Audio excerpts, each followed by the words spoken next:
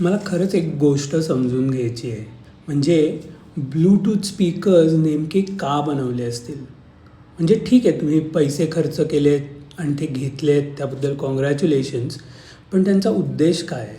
सगळ्या जगाला दाखवायला की तुम्ही स्पीकर घेतला आहे, की तुमच्या गाण्याची तुकार चॉईस सगळ्यांच्या कानावर लादायची आहे? आता ही एक नवीनच जमात तयार झाली आहे.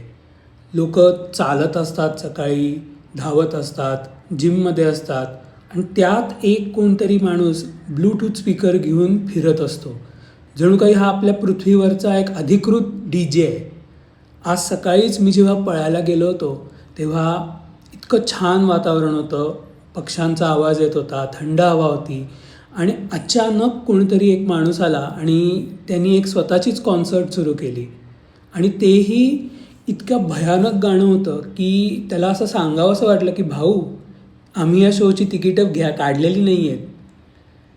हेडफोन नावाची पण एक सुंदर गोष्ट असते, ती पण पैशानेच विकत मिळते. तुमची गाणी तुम्ही ऐका आणि प्लेलिस्ट तुम्ही एन्जॉय करा आणि बाकीच्या लोकांना थोडी शांतता एन्जॉय करू द्या. तशी ही शांतता कुठे राहिली आहे आजकाल?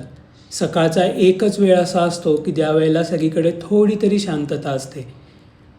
उपकार करा आणि प्लीज हे ब्लूटूथ स्पीकर्स तुमच्यापुरतेच मर्यादित ठेवा. आम्हाला नाही ऐकायचे ते. थँक्यू.